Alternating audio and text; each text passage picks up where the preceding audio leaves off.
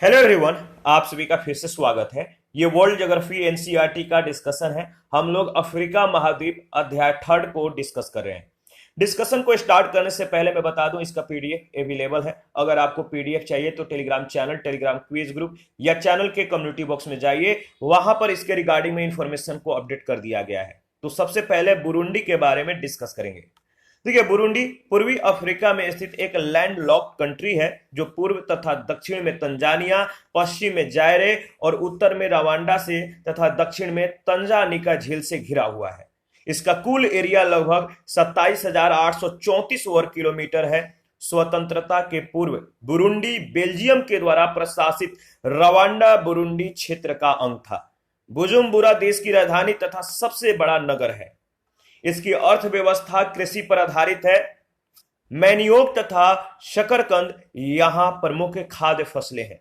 कहवा प्रमुख नकदी फसल है। यहाँ का तुत्सी निर्जातीय वर्ग पशुपालन करता है। बुरुंडी में हेतु या बाहुत, तुत्सी या वातुत्सी, तवा या बातवा पिग्मी लोग निवास करते हैं। ये लोग नाइजर कांगो भाषा बोलते हैं। इसके अतिरिक्त अगर बात करें तो ईसाई तथा मुस्लिम आदिवासी लोग भी हैं।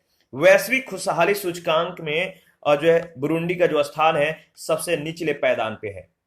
जिबूती के बारे में अगर बात करें तो जिबूती अफ्रीका महाद्वीप का एक छोटा सा कंट्री है जो अदन बंदरगाह के सामने लाल सागर के दक्षिण पश्चिमी तट पर स्थित है। इसका कुल क्षेत्रफल लगभग 23,200 वर्ग किलोमीटर है। जिबूती गणतंत्र यानी फ्रांस का पूर्ववर्ती उपनिवेश जिसे फ्रेंच सोमाली लैंड कहा जाता था, 1977 में यह स्वतंत्र हुआ। इसके उत्तर में इरिट्रिया, दक्षिण और पश्चिम में इथोपिया तथा दक्षिण पूर्व में सोमालिया स्थित है। इसकी राजधानी जिबूती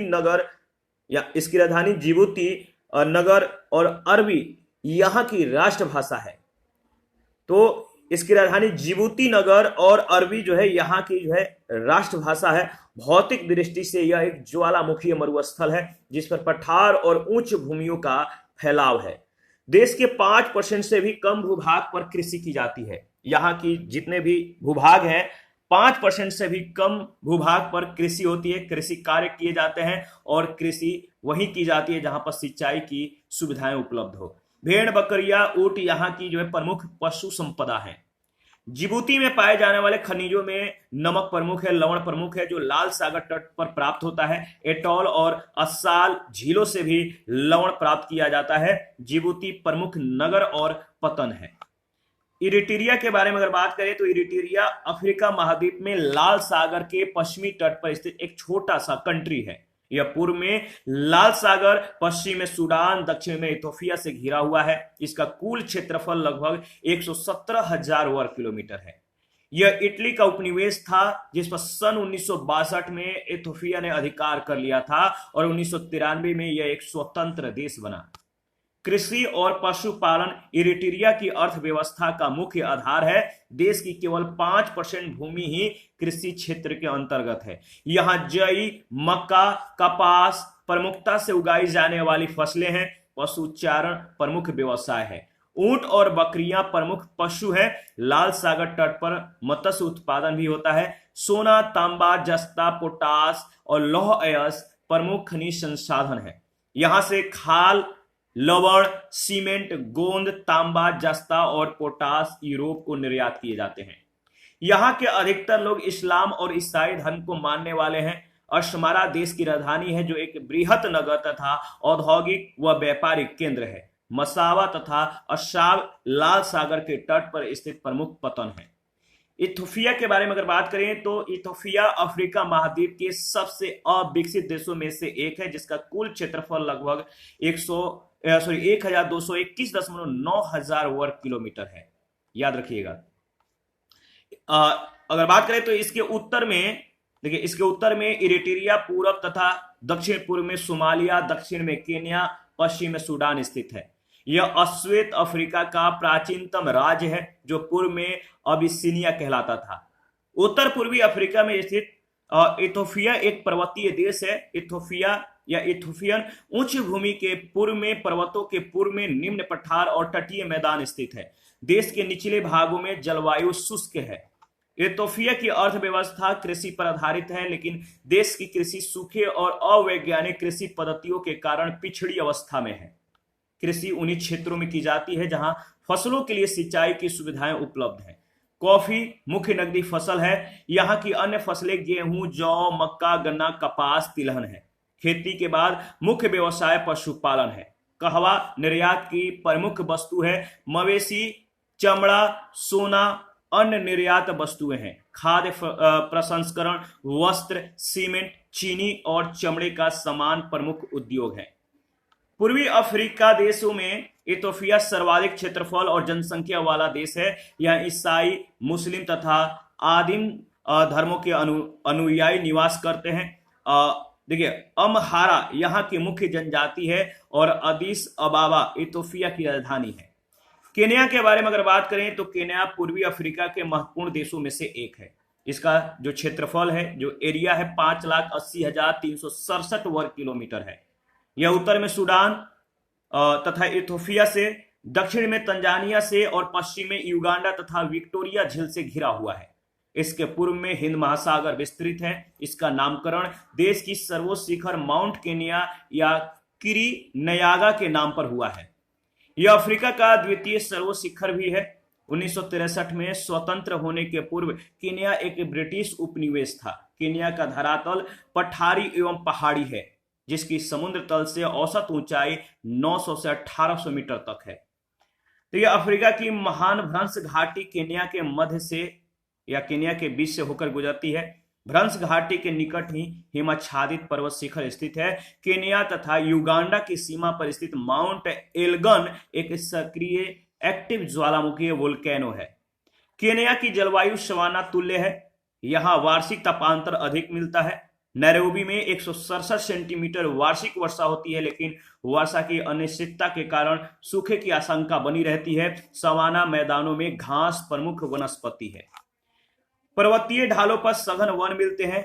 घास के मैदानों में विविधतापूर्ण वन्य जीव पाया जाता है। यह अनेक राष्ट्रीय उद्यान तथा जैव आरक्षित क्षेत्र स्थापित किए गए हैं, जिनमें अगर बात करें तो सेरेंगेती पार्क, इसके बाद नगोरोगोरा क्रेटर, मसाई मास, ठीक है, इसके बाद अगर बात करें मसाई मारा और अम्बोसेली, ये प्रमुख हैं। अधिकांश कृषिगत भूमि पर केन्या के सबसे बड़ा निर्जातीय वर्ग कियू का नियंत्रण है और राजनीतिक प्रभुत्व भी इसी वर्ग के पास है।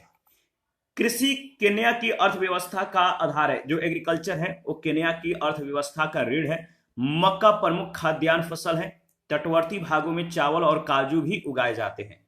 2017 में केन्या चाय के निर्यात में विश्व में चीन और श्रीलंका के बाद तृतीय स्थान पे है।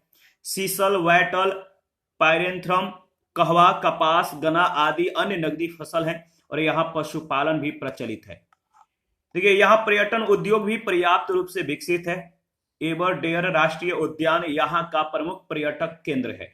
यहाँ जो है स्वाहिली, अंग्रेजी, किकियू तथा अन्य आदिवासी भाषाएं जो है बोली जाती हैं। देश की 78% जो जनसंख्या, जो पॉपुलेशन है, ईसाई है। 10% मुस्लिम है और 10% आदिवासी धर्मों की तथा शेष 2% अन्य धर्मों को मानती है।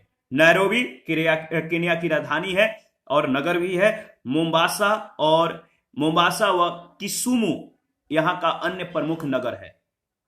रवांडा के बारे में अगर बात करें तो रवांडा एक लैंडलॉक कंट्री है, ठीक है, स्थल रुद्ध कंट्री है, यानी इसका जो सीमा है किसी समुद्र या किसी कह सकते हैं कि जलीय भाग से नहीं मिलता है, ठीक है। इसके चारों तरफ की जो सीमा है किसी जलीय भाग से नहीं लगता है, ये इसीलिए ये लैंडलॉक कंट्री है, जो उत्तर में युगांडा, पूर्व में तंजानिया, पश्चिम में बुरुंडी और दक्षिण में जायरे से घिरा हुआ है। 1962 में स्वतंत्रता प्राप्ति करने से पूर्व रवांडा बेल्जियम के संरक्षण में रवांडा बुरुंडी राज्य का अंग था। इसका कुल क्षेत्रफल 26,388 वर्ग किलोमीटर है। यहाँ ईसाई धर्म की प्रधानता है। ईसाई धर्म को लोग मानते हैं और किगाली जो है रवांडा की राजधानी है तथा रुहेनगेरी बुटारे यहाँ की प्रमुख नगर हैं। यह अफ्रीका के सघनतम आबादी वाले देशों में से एक है। पर्वतीय धरातल की प्रधानता के कारण इसे हजारों पहाड़ियों का देश कहा जाता है।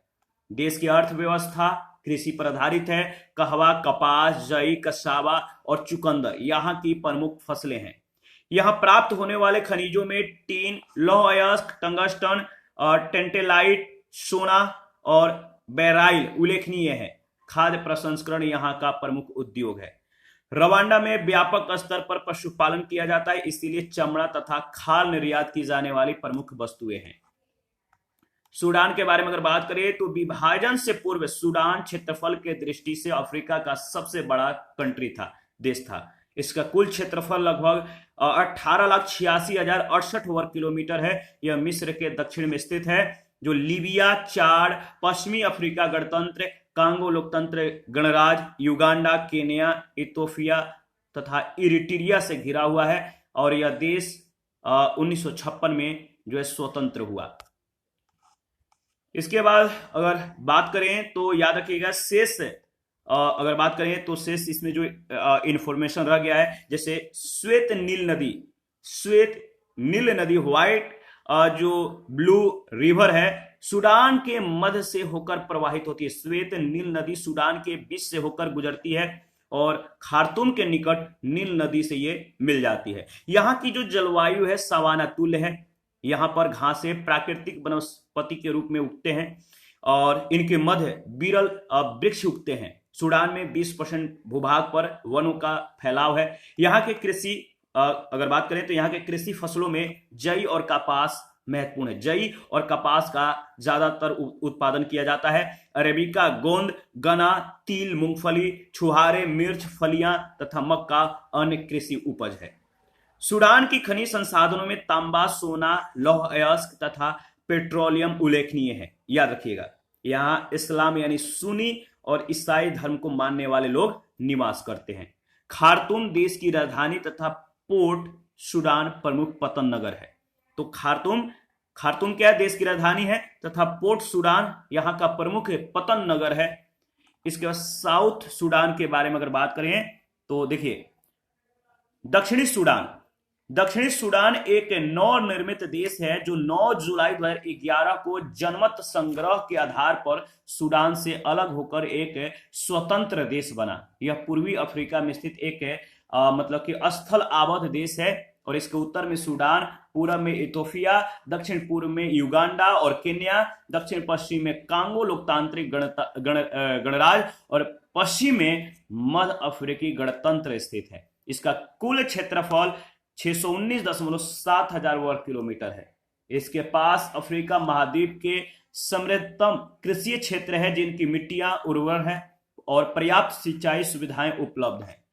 दक्षिण सूडान अविभाजित सूडान का लगभग 3/4 तेल उत्पादन करता था। इसके अतिरिक्त श्वेत नील नदी के अपवाह में प्रचुर जल विद्युत शक्ति उत्पादन की भी संभावनाएं मौजूद है। ईसाई और इस्लाम यहाँ के प्रमुख धर्म है। इसकी राजधानी जुब्बा है और ओसिउंग ताइचुंग यहाँ का अन्य प्रमुख नगर है।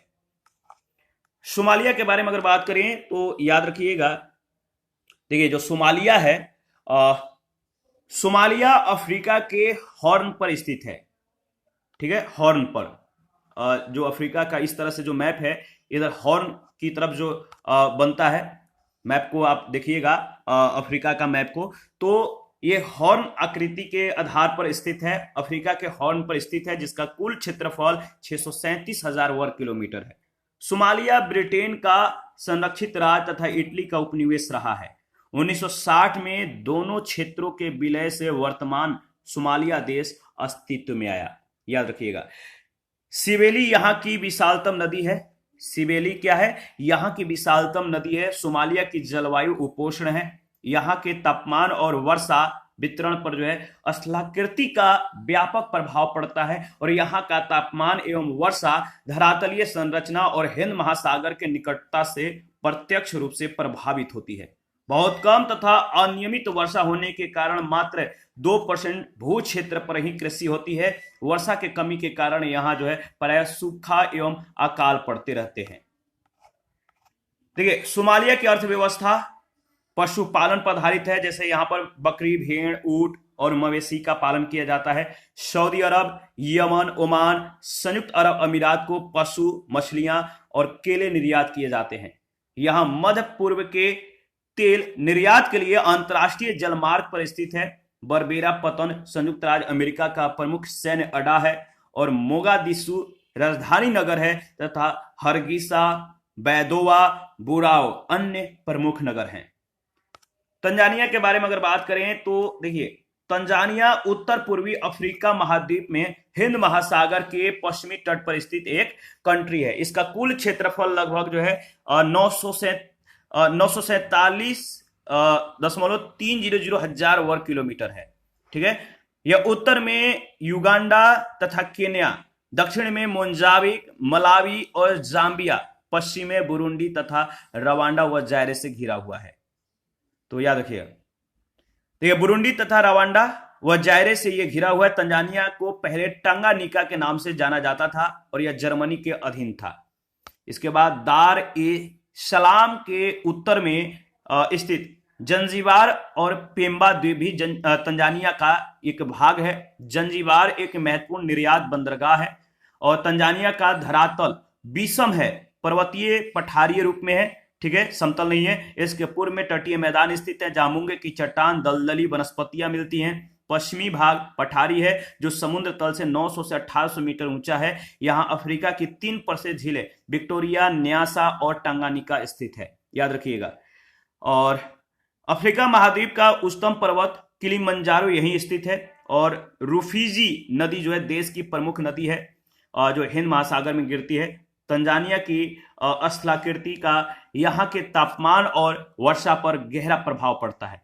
तंजानिया की जलवायु उष्ण कटिबंधीय सवाना जैसी है, सूडान तुल्य जलवायु है। समुद्री तल से ऊंचाई की ओर जाने पर, ठीक है, समुद्री तल से ऊंचाई की ओर जाने पर जलवायु में परिवर्तन आता है। ठीक है, आता जाता है, परिवर्तन मतलब कि आते जाएगा। जैसे आप समुद्र तल से ऊंचाई की तरफ, जो सी लेवल है वहां से ऊंचाई की तरफ आप जाइएगा तो वहां की जो जलवायु है इसमें काफी चेंजेस आएंगे। प्राकृतिक वनस्पति में पतझड़ वाले वन और घास के मैदान काफी महत्वपूर्ण है। तंजानिया की जो अर्थव्यवस्था है, जो इकोनॉमिक्स है, वो कृषि प्रधान है, एग्रीकल्चर पर आधारित है। मक्का, जई, ज्वार यहाँ की प्रमुख खाद्यान्न फसलें हैं। सीसल, गन्ना, कपास, कहवा, चाय, तंबाकू प्रमुख नकदी फसलें हैं और यहाँ बड़े पैमाने पर पशुपालन किया जाता है। देश में सोना और टीन के बड़े भंडार हैं। तंजानिया लगभग 120 छोटे छोटे निर्जातीय वर्गों में विभाजित है, जिसमें सुकुमा सबसे बड़ा निर्जातीय वर्ग है और देश की 95% से भी अधिक जनसंख्या बंतु भाषा बोलती है, किंतु अंग्रेजी यहाँ की आधिकारिक लैंग्वेज है। ठीक है, दार ए सलाम देश का सबसे बड़ा नगर है जो ऐतिहासिक सांस्कृतिक केंद्र भी है और डोडोमा देश की नवविकसित, याद रखिए, नवविकसित राजधानी है। ठीक है, इसके बाद अगर बात करें तो मवांजा, टबोलरा, बेगोमा, मबेया, मायारा, इरिंगा आदि यहाँ का प्रमुख नगर है। इसके बाद युगांडा के बारे में अगर बात करें तो युगांडा उत्तर पूर्वी अफ्रीका महाद्वीप में स्थित एक स्थल आबद्ध देश है। क्या है? स्थल आबद्ध देश है, याद रखिएगा। और ये उत्तर में, इसके उत्तर में अगर बात करें तो दक्षिण सूडान, पूर्व में केन्या, पश्चिम में लोकतांत्रिक गणराज्य कांगो, दक्षिण में रवांडा और तंजानिया से यह घिरा हुआ है।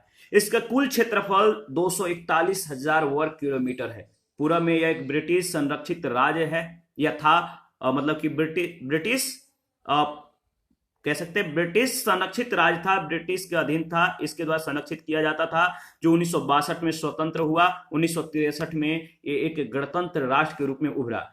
युगांडा एक विषुवतीय देश है, विषुवत रेखा इसके दक्षिणी भाग से होकर गुजरती है। यह एक पर्वतीय देश भी है। युगांडा रवांडा सीमा पर स्थित विरगुना पर्वतों में अनेक सक्रिय ज्वालामुखी स्थित है, जिनमें रुवेंजोरी श्रेणी में स्थित माउंट एल्गन, जिसकी कह सकते हैं कि जो ऊंचाई है 4321 मीटर है, यह प्रमुख है। श्वेत नील पर ओवेन स्टैनली बांध बनाया गया है।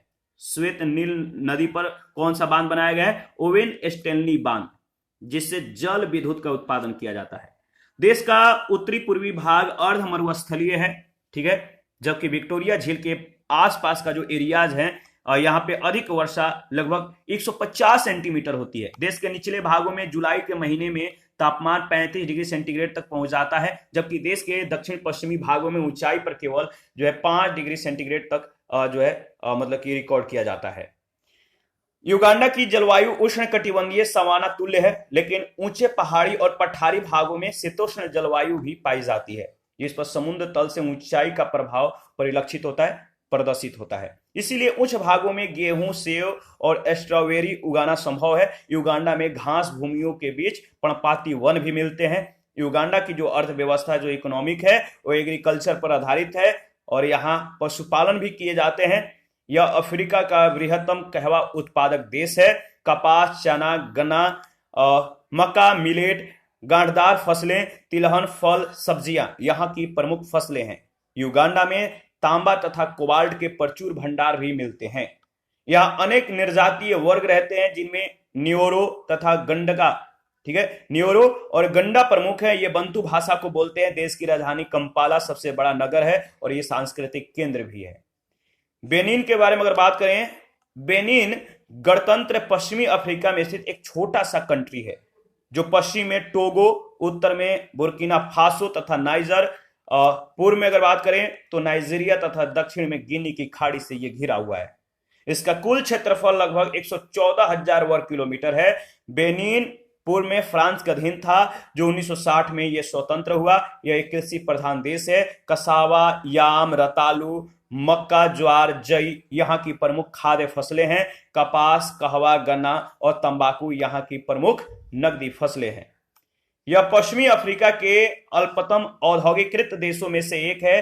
ताड़ के तेल शोधन, शराब, चीनी यहाँ के प्रमुख उद्योग हैं।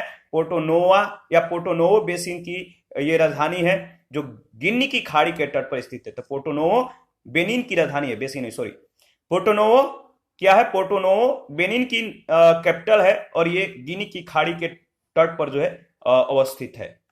बुर्किना फासो के बारे में अगर बात करें तो बुर्किना फासो एक स्थल आबाद देश है, जो उत्तर में माली और नाइजर तथा पूर्व में नाइजर तथा बेनिन तथा दक्षिण और पश्चिम में टोगो, घना एवं कोटे डी आइवरी से घिरा हुआ है। इसका कुल क्षेत्रफल 2,74,000 वर्ग किलोमीटर है। यह पूर्व में गोल्ड कोस्ट के नाम से जाना जाता था, जो एक फ्रांसीसी उपनिवेश था। 1960 में यह स्वतंत्र देश बना। पहले यह जो है अपर वोल्टा कहलाता था। 1984 में इसका नामकरण बुर्किना फासो कर दिया गया। बुर्किना फासो एक कृषि प्रधान तथा ग्रामीण समाज प्रधान कंट्री है। इसकी 3/4 जनसंख्या ग्रामीण है। तो यहाँ पर कृषि ज्यादातर किया जाता है। यहाँ की जो अर्थव्यवस्था है कृषि आधारित है। ग्रामीण समाज जो है यहाँ पे रहता है और फसलों उत्पादन तथा पशुपालन यहाँ के प्रमुख व्यवसाय और अर्थव्यवस्था के आधार हैं। जई, मिलेट, रतालू, कपास, मूंगफली आदि फसलें यहाँ पे उगाए जाते हैं और ओग दोगाऊ देश की राजधानी और सांस्कृतिक नगर भी है। कोटे डी आइवरी या आइवरी कोस्ट के बारे में अगर बात करें तो याद रखिएगा, कोटे डी आइवरी कोस्ट का फ्रेंच नाम 1986 से प्रचलित हुआ। पश्चिमी अफ्रीका महाद्वीप में यह स्थित है, जो उत्तर में माली व बुर्किना फासो, पूर्व में घाना, दक्षिण में गिनी की खाड़ी और पश्चिम में लाइबेरिया एवं गिनी से घिरा हुआ है। इसका कुल क्षेत्रफल, इसका कुल एरिया कितना है? 3,22,000 वर्ग किलोमीटर है। बात करें तो यामोसुकोरो देश की राजनीतिक राजधानी है। गिनी के तट पर स्थित आबिदजान देश का सबसे बड़ा नगर है। टेबू, एगबोइले, कोरहोगा, बुआके आदि अन्य प्रमुख नगर हैं। यह फ्रांस का अधीन था और 1960 में ये स्वतंत्र मतलब कि जो ये आइवरी कोस्ट है 1960 में स्वतंत्र गणराज्य बना। ध्यान में रखिएगा। इसके बाद अगर बात करें तो यहां लगभग 60 निर्जातीय वर्ग निवास करते हैं, जिनमें बाउले, बेटे और सेनुफो प्रमुख हैं। यह एक कृषि प्रधान देश है। कृषि, वानिकी और मत्स्य उत्पादन इस देश की अर्थव्यवस्था का आधार है, जिसमें देश की लगभग 90% श्रम शक्ति संलग्न है, लगा हुआ है।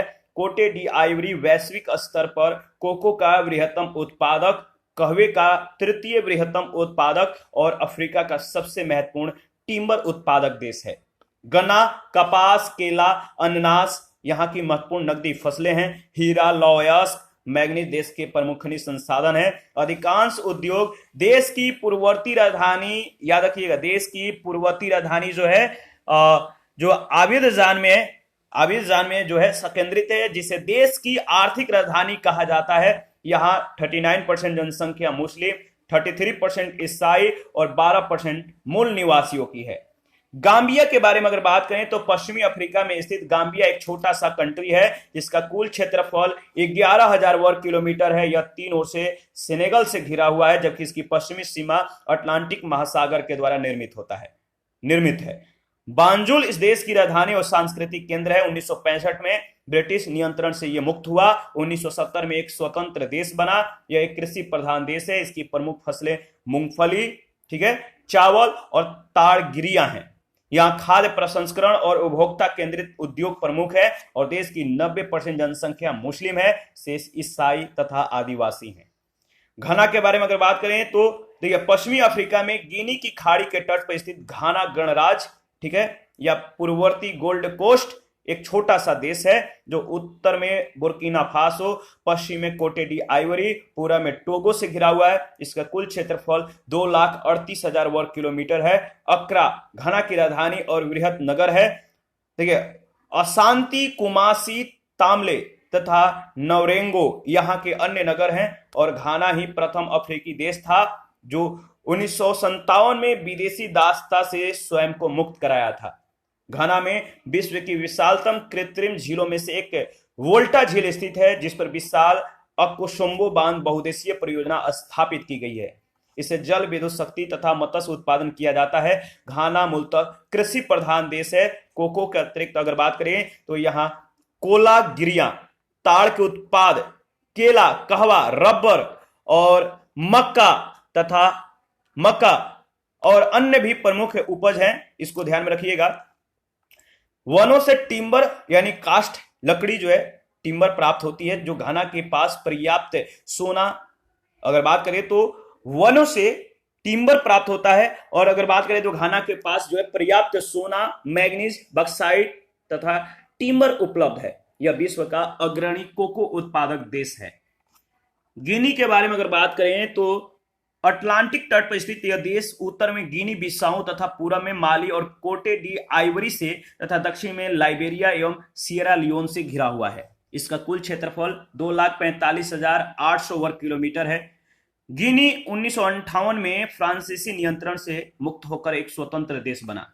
इसका अतिरिक्त अगर बात करें तो आंतरिक भाग में फौटा जालोन पर्वत से नाइजर तथा सेनेगल नदियों की शीर्ष धाराएं निकलती है। इस पर्वत के पूर्व में सवाना घास भूमियां, दक्षिण में गिनी की वनाच्छादित उच्च भूमियां स्थित हैं। इन उच्च भूमियों में माउंट निम्बा सर्वोच्च शिखर है। गिनी की जलवायु उष्ण कटिबंधीय है। यहाँ अप्रैल से अक्टूबर तक वर्षा होती है, जो ऊपरी गिनी में 150 सेंटीमीटर से लेकर कोनाक्री में 432 सेंटीमीटर तक होती है। गिनी में 3 प्रमुख तथा 15 छोटे निर्जातीय वर्ग मिलते हैं, जिनमें सुसु, फुलानी, मलिन के प्रमुख वर्ग हैं। फुलानी लोग पशुपालन करते हैं जो फाउटा जालौन में रहते हैं। वनों में निवास करने वाले छोटे आदिवासी वर्गों में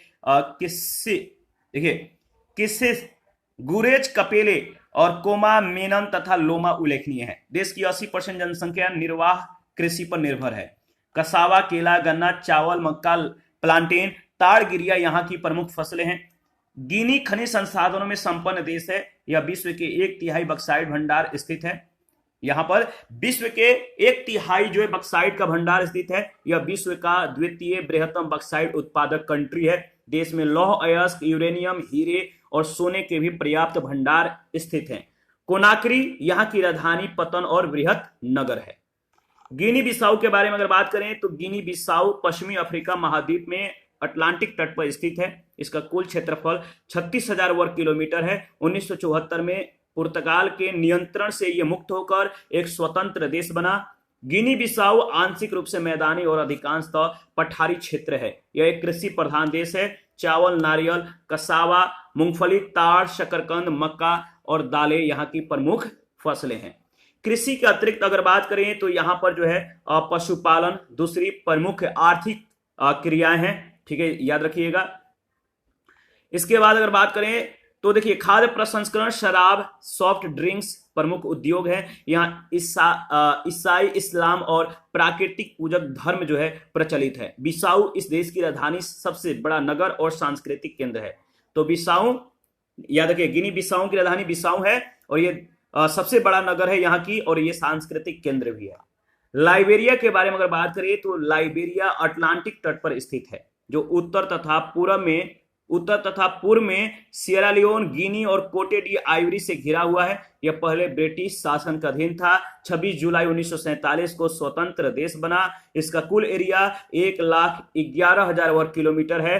लाइबेरिया के 560 किलोमीटर लंबे तट पर बहुत से लैगून, तट से दूर जाते हुए देश के उत्तरी तथा उत्तर पूर्वी भाग में पर्वत प्रदेश हैं, जिनका उच्चतम शिखर माउंट बुतुबी है, जिसकी ऊंचाई 1,381 मीटर है। पर्वत श्रेणियों के बीच ऊंच पठार भी स्थित हैं। ऊंचे पठारों के बीच उपजाऊ घाटियां हैं। लाइबेरिया की नदियां छोटी और तीव्रगामी है। छोटी है लेकिन इनका प्रवाह तीव्र है, जो ऊंच पर्वतों से निकलकर अटलांटिक महासागर में ये गिरती हैं।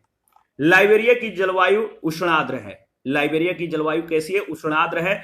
वार्षिक वर्षा 175 से 450 सेंटीमीटर होती है।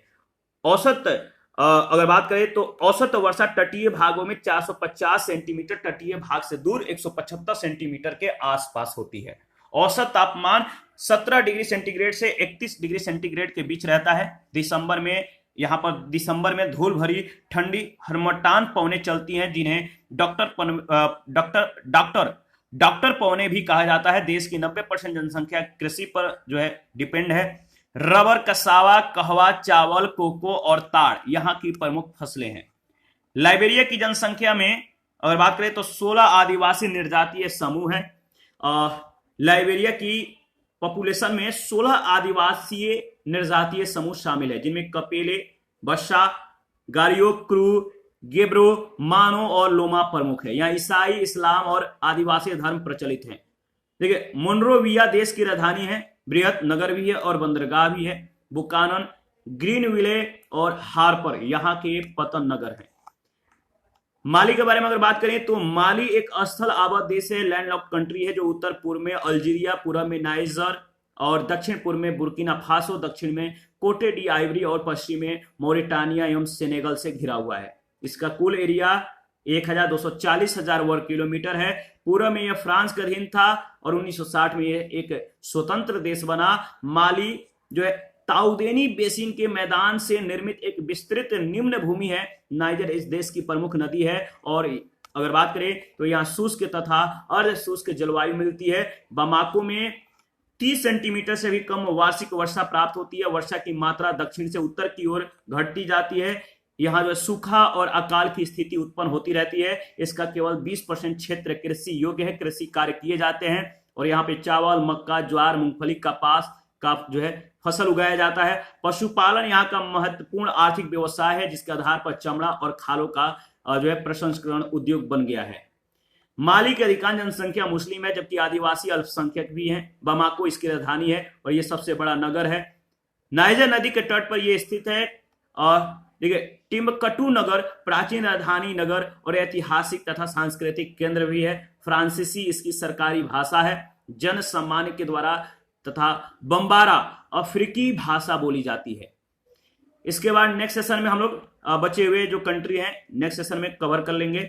तो आप अपना प्रतिक्रिया देते रहिए। आपके प्रतिक्रियाओं का हमें बेसब्री से इंतजार रहता है। जिन लोगों ने Telegram channel, Telegram quiz group, Facebook page, Instagram को ज्वाइन नहीं किया, वीडियो के डिस्क्रिप्शन बॉक्स में उसका लिंक है, आप ज्वाइन कर सकते हैं। Thank you.